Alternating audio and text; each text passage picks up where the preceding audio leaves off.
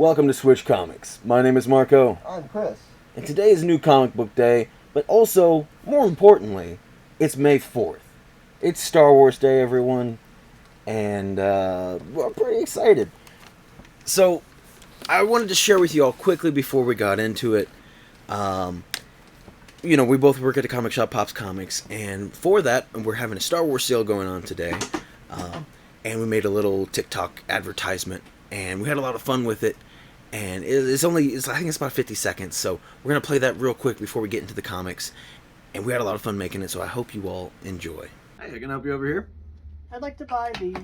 Ah, cool. Got some really cool Star Wars stuff here. Wait. I don't think I have enough. Well, if you were dressed like one of these cool Star Wars guys over here, I could give you 10% off.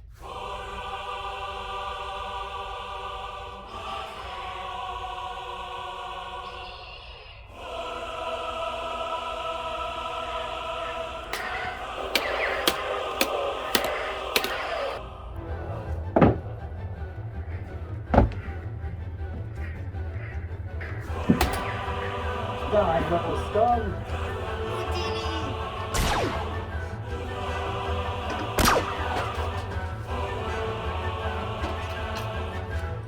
Come see us down at Pops Comics on May 4th. Dress up as your favorite Star Wars character and get 10% off any Star Wars items. So I hope you all enjoyed that video. I could shoot a man. It was a lot of fun. It took quite a bit of work. So I'm really happy because we stayed for about an hour after work filming it, and then I don't know how long I spent editing it. About an hour filming it. And yeah, just going through, setting up everything, and then I don't know how long we even spent, like, actually figuring out what we wanted to film and everything, and I'm pretty happy with the result. The video we put out on Monday, and the feedback has seemed pretty positive. Seemed like everybody's enjoying it, so I'm hoping you had fun with it too, if you haven't seen it already.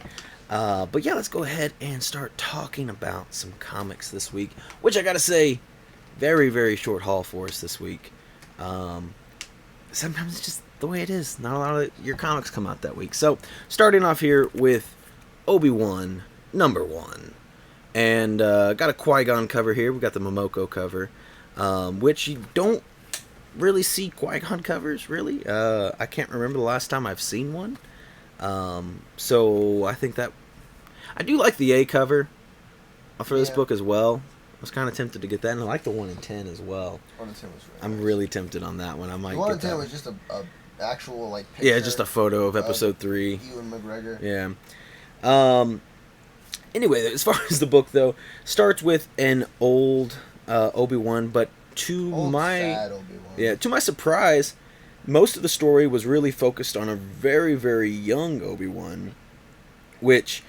There was, like I said, various covers for this, and a lot of them were mainly like Episode 3 Obi-Wan and Alec Guinness Obi-Wan. Yeah, but the story focused mainly on 10-year-old Obi-Wan. Yeah, now granted, like I said, it opened up with old Obi-Wan, but yeah, it really was focused on very young Obi-Wan and a new character. I don't think this character has ever been introduced before. No. I think it's the first appearance. So I don't want to spoil anything. I don't want to spoil anything. I just wonder. Part of me is this character, because obviously there's kind of two parts of why a comic series would be coming out before a show, and part of it could be, well, let's set up a little bit of story before the show happens, or sometimes it's just let's get people hyped up for the show, or let's financially capitalize on people being excited for the show. There's different reasons. But, like I said, the first thing kind of intrigues me is this character maybe going to be significant to the show? Is this a character they want to introduce? And they're let's set it up a little bit in the comics first. You know what I mean? I might be stretching there. I don't know. But that was just my first thoughts when I read this. And it left off on a weird place.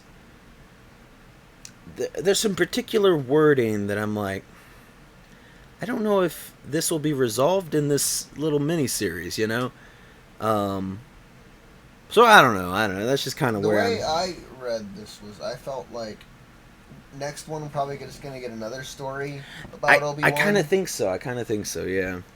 And then so on and so forth. Almost Yeah. like if you read, I don't remember which volume of Star Wars it was, but like Luke found Obi-Wan's like old journal, and just kind of every once in a while that would be the issue. Would be like this week in Obi-Wan's journal until he ran out of stories. Yeah. But I don't know. It made me think of some questions, pop up in my brain, and I was like, is this just kind of filler content to tide us over until the show comes out, or is any of this going to be significant? So I don't know. I guess we'll see. Maybe this number 1 will be some kind of a significant key moving forward. But moving on, it's kind of sad that it's Star Wars Day and I only have one Star Wars book to talk about. But moving on to Marvel, we have Spider-Man 2099 Exodus number 1. And we picked up this cool, I think it's the B cover, the homage to the 2099 number 1. And pretty cool. I like the gold trim around it and everything. I didn't love this comic. I don't know how you felt. I'm going to be real with you. I skipped around. I felt like it dragged pretty hard. I'm not gonna lie. I was a little bummed out. I don't think it was offensively bad. Like Spider-Gwen? Yeah, it's just that the dialogue was kind of boring. Yeah. Just shifting from scene to scene, panel to panel. It's just like, and I gotta say, I'm pretty bummed about that. I was pretty excited for Spider-Man 2099, and I don't know if I want to pick up issue 2. Like, it really didn't catch me. And again, is this one of those things where they're like, unless it has a really cool cover, are they just jumping on the 2099 bandwagon of him being hyped and popular right now because he's going to be in the new Spider-Verse movie? Maybe. There was even a Ghost Rider in this issue, and I did not care. He had a chainsaw hand. Yeah. Spider with a chainsaw hand. Just nothing really fun happened. It was just this dark, gloomy future. And I don't know, it just... That yawn is how I feel about the book. It kind of pains me to say it, but I really don't know if I'm going to get the next issue. If nothing else, the covers all seem pretty cool. I think that's the best one. But there's some good covers. Yeah, I don't know. If you were on the fence about that one, don't feel bad if you pass on it or miss out on it for any reason or something. I was not. It kind of put me to sleep a little bit. So moving on to Avengers Forever number 5. Is this the finale, Chris, or is there more? No, there's definitely more after. Okay, I didn't know if it was a miniseries or not. I had no clue. No. Well, I'm not reading I guess it, there's obviously. more after this. I didn't actually think about that. What does it say? Does it say to be continued? Or Oh, anything? yeah, next.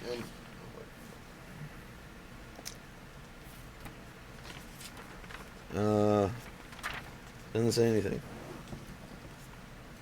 Go to the... Go to the what? Next, number 6. Oh, okay. That's not what I was looking for. I was looking at the... I was trying to point to it. I know. You were like, what? You also weren't using words in my defense. But a lot of times, like at the end here, it'll be to be continued or something, Yeah. And I was looking for that. Well, anyways, this issue went into, if you're reading Avengers Forever, the Doom Above All. And the reason why he's the Doom Above All. I know there's a key factor to this as well. I saw the... There it is, yeah. Uh-huh. It's probably not like anything too... No, but it was fun. I didn't want to spoil it to you. I didn't know how much of it was... how impactful it was to the story or anything, but... Not very. Yeah. Just some fun characters of something that I care about. But anyway, continue with your review. Oh, what was I saying? I don't know.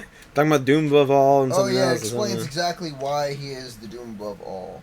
Because one thing that we haven't really met from these other universes is dooms. Because we usually go into the universe's primordial age. And this explains what that Doom Above All does with the dooms of the multiverse. And I don't really think I could say anything else. Okay, but overall, enjoyed it. Enjoyed it, yeah. That is a really nice opening panel. Yeah, there's also that. Yeah, that's a really nice shot. That's pretty cool. And pretty decent cover. Well, also, it told me to read like Fantastic Four, like, number 37 or something. Ain't happening. Hold on, I want to see like issue that was. Oh. Let's see here. Which one? What is it? No matter what issue number it is. I'm curious. Because it was like far in. It don't matter. Let's go ahead and move on. So, we have Iron Man number 19. Another awesome cover by Alex Ross there. I want to say Alec Guinness so bad. 67. Fantastic Four number 67. No way I'm reading that much Fantastic Four. Well, I mean, just because... That doesn't mean you have to go read all 67 issues of Fantastic Four. When that happens, it's just saying, hey, this thing happened in Fantastic Four number 67. But anyway, amazing Alex Ross cover. I think there was a while that he kind of was just like making technically good art, but it like wasn't really eye-catching. But like I think his compositions and everything have been really dynamic lately. He's been killing it on the Iron Man run. I think he's had some really, really awesome stuff. Past few covers at least have been incredible. I'm dreadfully far behind on reading this issue, or reading the series, I mean. What issue are you on? I think I'm like on number 3 or 4 or something. What number is that? 19. Yeah, I'm really far behind. But I've been getting it anyway because I'm an Iron Man fan, so it's whatever, you know. But check out this cool, what is it, Cabal variant there. Chris doesn't like it. I don't like it. I think it's super cool. And I was like, what don't you like about it? He's like, meh. And I'm like, that's not I don't know news. why I can't explain why I don't like it. I just look at it, and I don't like its vibes. I don't like the feeling it gives me. Why? I mean, it's very Iron Man, you know. It's. I mean, the symbolism is pretty straightforward, and it's very technically proficient in its, you know, execution. Meh. It's a fairly That is my final simple verdict. reference. And I think it's a cool idea, you know. It encapsulates the struggles of Tony Stark. Of he's not really a person, you know. He's just Iron Man. It's a cool little image. I dig it. Let us know what you think about the cover in the comments. So moving on to... Just got one indie book. We got 2 covers for it, though. We have Twig, number 1. I've been excited about this book for a long time. I have to show you Splat, because he's adorable. Twig's adorable, too. Yeah. But check out Splat. Look at him right Splat's there. really good. Look at him. Oh, he's so cute. But anyway, Honestly, this might have been my favorite book of the week. I was expecting it to be. This was so much fun. Written by Scotty Young. Art was Kyle Strom, which I'm not familiar with, but I do gotta say, you know, Scotty Young's an artist himself, a very stylized and particular in how he does his work, and I think when you're an artist yourself, you're very particular with who you work with, you know what I mean? And helping, you know, to create a vision with someone. I really like the art, is what I'm getting at. I think the art's really well done. The world is very strange and weird, and it's just fun to look at and be like, what is going on? What are all these things? What is this? And, you know, it's just this weird fantastical world where it doesn't really stop to explain anything. It's just like, look at that thing. And we're on to something else, you know? It's like, that thing's neat. Okay, let's go look at something else that's cool, you know? It doesn't do this horrible thing that a lot of places that are like, this is a different world, and they use different language, and they don't say... There's some art to show off. What was it, like splork or something they said in this? Like, as a substitute for a word, Marco? Something like that. I can't remember what the word was. But they don't use it overbearingly. It's not like Smurfs. You know what I mean? Yeah. That's the best description I give. They don't... They are blue, though. Or Twig is blue. Yeah, Twig's blue. I like the Frogman. Yeah. It's just a bunch of fun characters. And I'm interested. I like Scotty. Well, I haven't read too much from him. In all fairness, I read The Me You Love in the Dark last year. Was That was one of my favorite books of last year. I can't remember where I placed that on my list. It was very high. I think it was either my first or second favorite book of last year. I can't remember where I put it. But I'm excited for this. I think the art's wonderful. I think it's going to be very different I from think The it's a Me You good Love in the Dark. example of not needing a whole lot of exposition to get into it. This, You know? yeah, this to me though is like a, because I'm not in love with Step by Bloody Step. I like the art, but I wish there was a little bit more. And to me, this is kind of like an upgrade from that because it's an adventure of a character. You know what I mean? And through this beautiful world with all this incredible art, but there's a story I can easily follow as well. But let's also show you the Momoko cover, which we also picked up. Look how cute that little How thing is. he is Look a at him. flower. He's Look lovely. At Splat. Yeah, look at Splat. He's great. I love Splat so much. I really do. They're best friends Oh. forever. I love how a Splat's super sassy and like right on the verge of being rude, but also really friendly. I don't know. It's a fun little dynamic. And I'm curious. They kind of introduce a few points of mystery in this first issue. Yes. And I'm really curious to see them Perhaps expound even upon. murder mystery. It could be. I really don't know because it could be like a murder mystery. It could be setting up like something bad is happening, type weird, weird sci-fi thing. Like it's hard to tell because you're just in the Aliens middle are of this weird, like I said, Turns out fantastical world. This and Step by Bloody Step are the same thing. Big monster lady's gonna come. But yeah, She's gonna splat. I really enjoyed it. I think it's a great story. It could be a great one to if you have kids and want to get them into reading comics too. At least as far as I can tell, picked a lock with his face. Was that his face or his hand? Who knows? I thought it was his hand. Was it his hand? I thought it was his face. I don't know where that was now, but Toward the end. yeah, I assumed that was his hand. I like to think it was his face. I mean, I can't argue with you, but anyway, but yeah, it's one of those stories that, well, I've only read the first issue, so I can't guarantee it'll be safe for children moving forward. But So far, yeah. Yeah, I get that impression that it'll just be a good story that Maybe you like yourself can read as an family-friendly? adult. Yeah, but just a fun little adventure story PG. with some cute little characters that are quirky and interesting, and Read it I'm super with excited. your kids. Yeah, I'm super excited for it. No, it's just like definitely you read it yourself as an adult, but then also, you want to get your kids reading into something, interested in comics. This could be a good story for them to check out. They'll fall in love with Splat like everyone else should. Yes, Splat. I need a little plushie like right now. Like that'd be so good. Which I don't know. That hopefully maybe they'll make a little Splat plushie. I'd buy one. I'm sure many other people would too. But that's it for this week that we picked up. I didn't pick up. I'm trying to think if there's anything that came out that I was reading and didn't read. I remember I didn't pick up Batman Neo Year number 2.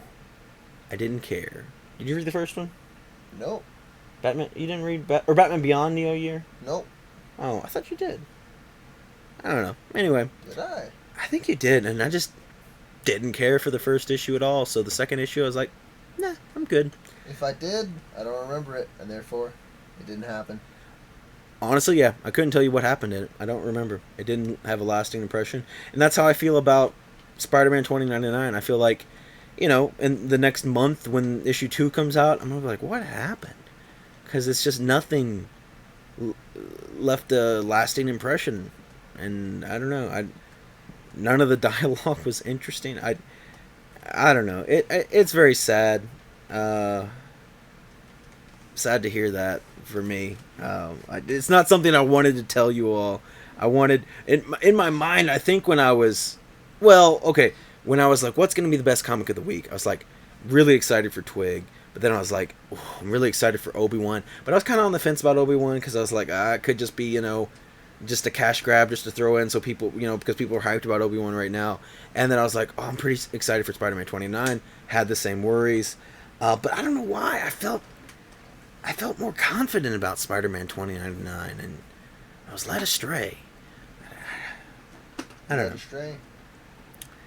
It's unfortunate, but it does happen. If you're in the area, we're going to be having a killer free comic book day sale. It's going to be insane. Last year was wild. We had a line wrapped around the building, and no, stop. We had a line wrapped around the building, and then down the street as well. Before we opened, and it was pretty crazy. The weather's been really good, so I think that's it's gonna. A little too humid. But I think it's gonna be nice. Like people will want to come out and be there as soon as we open, and I think it's gonna be wild. I think it's gonna be absolutely insane. It's also my birthday, May 7th. This Saturday will also be my birthday.